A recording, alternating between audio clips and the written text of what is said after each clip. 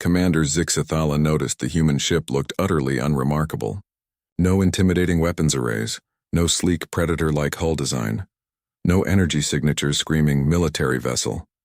Just a boxy, utilitarian craft that looked assembled from spare parts. Defensive positions. Zixathala ordered his bridge crew aboard the Kepler defense station.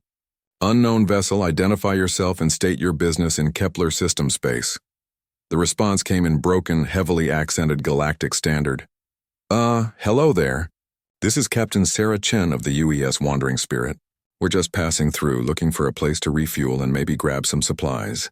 Our navigation AI had a bit of a hiccup and we're not entirely sure where we are. Zixathala's 4 eyes narrowed. Lost humans were either extremely dangerous or extremely stupid, and he wasn't sure which would be worse. This is a restricted system. You are to leave immediately or face consequences. Oh, come on, came the cheerful reply. We've been traveling for months. Our coffee maker broke 3 weeks ago and morale is at an all-time low. Can't we just pop down to your planet for a quick supply run?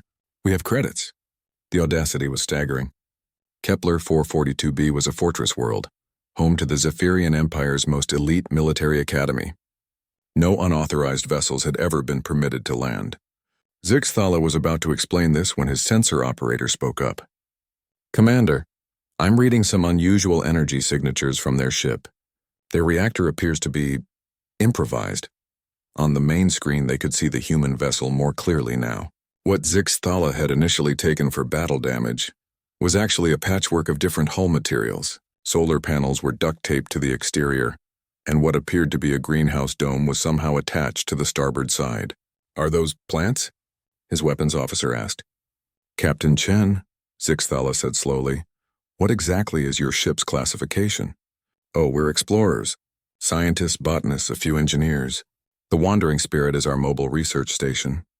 We study extremophile organisms and try to figure out how life adapts to different environments. It's fascinating work, though admittedly not very profitable.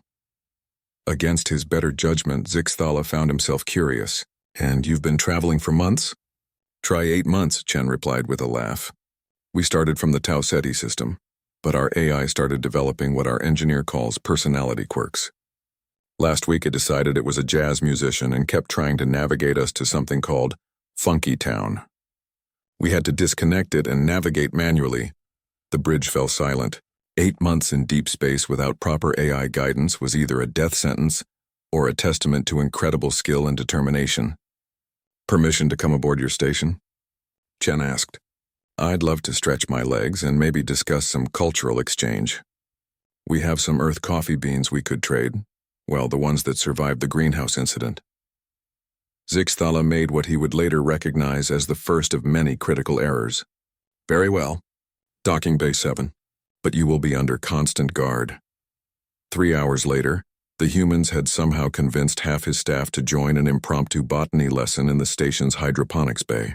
Captain Chen, a surprisingly small human with laugh lines around her eyes, was explaining how Earth plants could potentially improve the station's food production.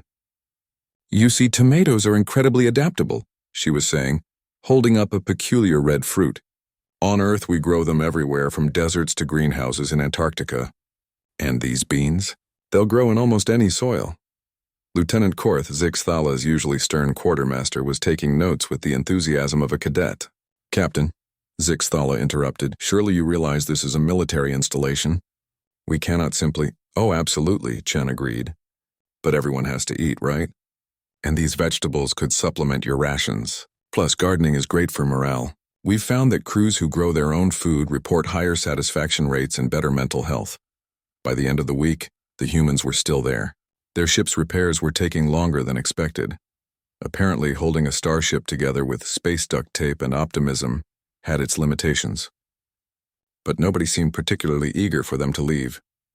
Dr. Martinez, their xenobiologist, had revolutionized the station's medical bay by introducing concepts like bedside manner and patient comfort.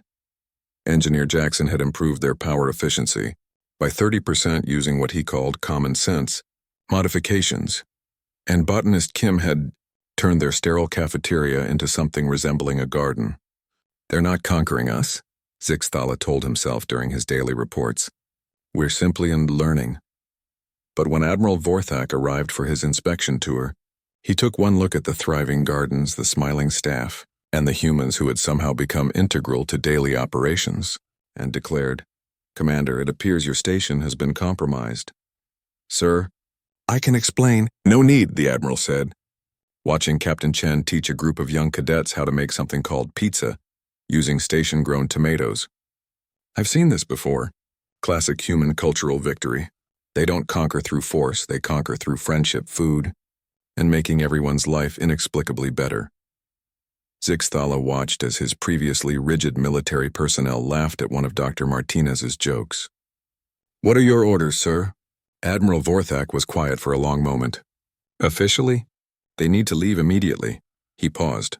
"Unofficially, that coffee Dr. Chen gave me was the best thing I've had in 20 years, and our efficiency reports have never looked better." He sighed. "Perhaps we could use a few more lost human ships in our sector." 6 months later, the Kepler Defense Station had been renamed the Kepler Research and Cultural Exchange Station. Captain Chen had been granted permanent residency, and her crew had established the system's first interspecies botanical research program. Zixthala, now Director of Cultural Affairs, still filed daily reports. But these days they included phrases like morale excellent and productivity at all-time highs. The humans had conquered them completely, and somehow, nobody minded at all.